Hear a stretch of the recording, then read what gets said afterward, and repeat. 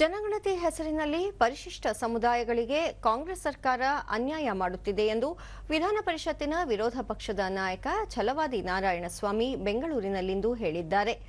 ರಾಜ್ಯದಲ್ಲಿ ಆರಂಭಗೊಂಡಿರುವ ಪರಿಶಿಷ್ಟ ಜಾತಿಗಳ ಜನಗಣತಿಯನ್ನು ಸರ್ಕಾರ ಸರಿಯಾಗಿ ನಿರ್ವಹಿಸುತ್ತಿಲ್ಲ. ಪ್ರತಿಯೊಬ್ಬರ ಮನೆಗೆ ಹೋಗಿ ಸರಿಯಾದ ಮಾಹಿತಿ ಕಲೆ ಹಾಕದೆ ತಪ್ಪಾಗಿ ಜನಗಣತಿ ಮಾಡಲಾಗುತ್ತಿದೆ. ಈವರೆಗೂ ನಡೆದಿರುವ ಗಣತಿಯಲ್ಲಿ 50%ಕ್ಕಿಂತ ಹೆಚ್ಚಿನ ಜನರು ಭಾಗಿಯಾಗಿಲ್ಲ. ಆನ್ಲೈನ್ ಮೂಲಕ ಸಹ ಸರಿಯಾದ ಜನಗಣತಿ ಆಗುತ್ತಿಲ್ಲ ಎಂದು ಆರೋಪಿಸಿದರು. ರಾಜ್ಯದಲ್ಲಿ ಅಭಿವೃದ್ಧಿ ಕುಂಠಿತವಾಗಿದ್ದು ಕಾಂಗ್ರೆಸ್ನಲ್ಲಿ ಮುಖ್ಯಮಂತ್ರಿ ಸ್ಥಾನಕ್ಕೆ ಒಳಜಗಳ ಶುರುವಾಗಿದೆ. ಮುಖ್ಯಮಂತ್ರಿ ಸಿದ್ದರಾಮಯ್ಯ ಅವರಿಗೆ ಕಾಂಗ್ರೆಸ್ ಶಾಸಕರ ಬೆಂಬಲವಿಲ್ಲವಾಗಿದೆ ಹಾಗೂ ಸರ್ಕಾರ ಗ್ಯಾರಂಟಿ ಯೋಜನೆಗಳನ್ನು ಸಂಪೂರ್ಣವಾಗಿ ಅನುಷ್ಠಾನಗೊಳಿಸುವಲ್ಲಿ ವಿಫಲವಾಗಿದ್ದು ಜನಾಭಿಪ್ರಾಯವನ್ನು ಕಳೆದುಕೊಂಡಿದೆ ಎಂದು ಹೇಳಿದರು. ಜಾತಿಯೇತರ ಮನೆಗಳಿಗೂ ಕೂಡ ಅಂಟಿಸಿಕೊಂಡು ಹೋಗಿದ್ದಾರೆ. ಹೀಗಿದ್ರೂ ಕೂಡ ನನಗೆ ಅನಿಸ್ತಕ್ಕಂಥದ್ದು 50% ಹೆಚ್ಚು ಜನರು ಇದರಲ್ಲಿ ಭಾಗವಹಿಸಲಿಕ್ಕೆ ಸಾಧ್ಯವೇ ಇಲ್ಲ. ಮಾನ್ಯ ಮುಖ್ಯಮಂತ್ರಿಗಳು ಹೇಳ್ತಾರೆ ಆನ್ಲೈನ್ನಲ್ಲೂ ಮಾಡಬಹುದಂತ. ಆನ್ಲೈನ್ನಲ್ಲಿ ಹಾಕಿ ನೋಡ್ರಿ, ಪರಿಶಿಷ್ಟ ಜಾತಿಯ ಸರ್ಟಿಫಿಕೇಟ್ನ ನಂಬರ್ ಹೇಳಬೇಕು, ಬೇರೆ ಬೇರೆ ಇದನ್ನು ಕೇಳ್ತದೆ, ಅದನ್ನು ಒದಗಿಸ್ಲಿಕ್ಕೆ ಸಾಧ್ಯವೇ ಇಲ್ಲ. ಇದು ವಿದ್ಯಾವಂತರಿಗೆ.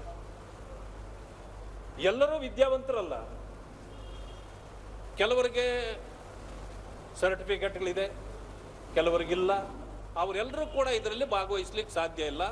ಅದರಿಂದ ಇದು ಕಣ್ಣೊರೆಸುವ ಸರ್ಕಾರದ ತಂತ್ರವೇ ಹೊರತು ಇದರಲ್ಲಿ ಸರಿಯಾದ ಅಂಕಿಅಂಶಗಳು ಬರಲಿಕ್ಕೆ ಸಾಧ್ಯವೇ ಇಲ್ಲ.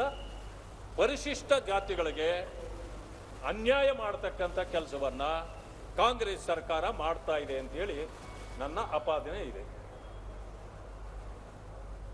ಎರಡನೆಯದಾಗಿ, ಕೇವಲ ಈ ಸರ್ಕಾರ ನಾನು ಮುಖ್ಯಮಂತ್ರಿ, ನೀನು ಮುಖ್ಯಮಂತ್ರಿ, ನಾನು ಮುಖ್ಯಮಂತ್ರಿ ಅನ್ನೋದ್ರಲ್ಲೇ ಇದೆ. ಜನರ ಕೆಲಸಗಳನ್ನು ಮಾಡುವಲ್ಲಿ ಸಂಪೂರ್ಣವಾಗಿ ವಿಫಲವಾಗಿದೆ. ಗ್ಯಾರಂಟಿಗಳು ಹೇಳಿದ್ರು, ಇದುವರೆಗೂ ಕೂಡ ಅನೇಕ ಜನರಿಗೆ ಗ್ಯಾರಂಟಿಗಳ 3-4 ತಿಂಗಳಾದರೂ ಸಿಗ್ತಾ ಇಲ್ಲ. ಜೊತೆಗೆ ಮಾನ್ಯ ಮುಖ್ಯಮಂತ್ರಿಗಳು ಹೇಳ್ತಾರೆ ನಾನೇ ಮುಂದೆ 5 ವರ್ಷ ಮುಖ್ಯಮಂತ್ರಿ, ಮುಂದಿನ ಅವಧಿಗೂ ಅಂದ್ರೆ 5 ವರ್ಷ ಅಂತ. ಅಂದ್ರೆ ಇದರಲ್ಲೇ ಗೊತ್ತಾಗತ್ತೆ